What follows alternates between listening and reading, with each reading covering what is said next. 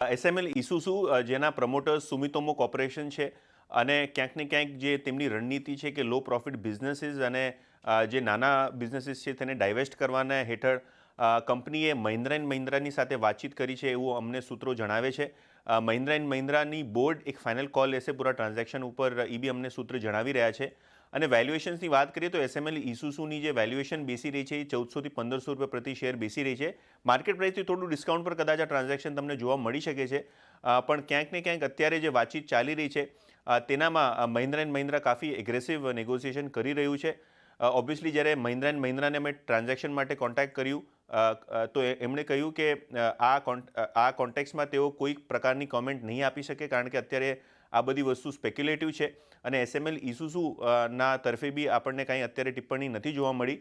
પણ ક્યાંક ને ક્યાંક અહીંયા જે ગ્લોબલ સ્ટ્રેટેજી છે પેરેન્ટની, એટલે કે એસએમએલ ઇસુઝુ ગ્રુપની, ક્યાંક ને ક્યાંક અહીંયા લાગી રહ્યું છે કે ટ્રાન્ઝેક્શન બહુ સરસ રીતે પતી જાય આગળ જતાં, કારણ કે ડાયવેસ્ટમેન્ટની વાતો ઘણા ટાઈમથી તેઓ કરી રહ્યા છે.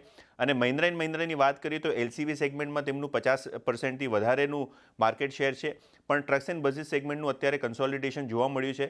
તો ક્યાંક ને ક્યાંક એસએમએલના પ્રોડક્ટ્સ હોય કે તેમની કેપેસિટી હોય, તેનામાં મહિન્દ્રા એન્ડ મહિન્દ્રાને રસ હોવાના કારણે કદાચ આ ટ્રાન્ઝેક્શન ખૂબ જલ્દી આપણને જોવા મળી શકે છે એવું સૂત્રો જણાવી રહ્યા છે.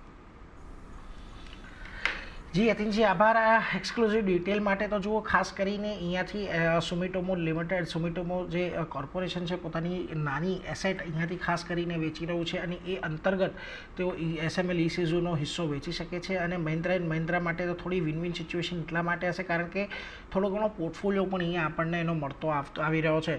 ગૌરાંગજી, જેમ ખાસ કરીને યતિનજીએ પણ અત્યારે કહ્યું કે થોડીક પ્રાથમિક સ્ટેજની અંદર વાતચીત છે, પરંતુ આ ડીલ એમએનએમ માટે સારી એવી ફળદાયી નીવડી શકે છે, કારણ કે ઓલરેડી એક એલસીવી સેગમેન્ટમાં એસએમએલ ઇસુઝુનો સારો આપણે હિસ્સો જોવા મળે છે. અને ખાસ કરીને ટ્રેક્ટરથી લઈને બસીસથી લઈને કે જ્યાં આગળ એમએનએમની થોડી બસને એવા સેગમેન્ટની અંદર જે એમએનએમની હાજરી ઓછી છે, તો ત્યાં પણ એમને એક સારો પોર્ટફોલિયો મળી શકે છે. કઈ રીતે આ ડીલને જોવી જોઈએ એમએનએમની દ્રષ્ટિએ?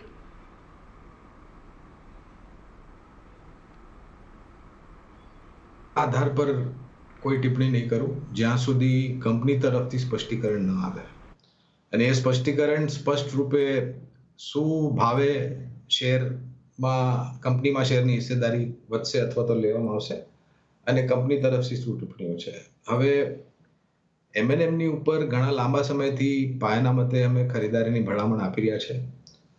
આ વાત બરાબર છે કે એક હેવી વાહન બનાવવાની કંપની છે એસએમએલ ઇસુઝુ, જાપાન સુમિટોમો ગ્રુપની. માર્કેટ શેર બી સારું એવું છે, જેનાથી જો આ ડીલ પર હસ્તાક્ષર થઈ જાય તો આવવાના સમયમાં મારા ખ્યાલથી જે રીતના માર્કેટ શેર એમએનએમનું વધશે એને સહાય તો મળશે. પણ જેમ મેં કીધું, સૂત્રના આધારના સમાચાર પર ટિપ્પણી કરવું ઘણું અઘરું છે. તો આ વ્યૂ ખાસ કરી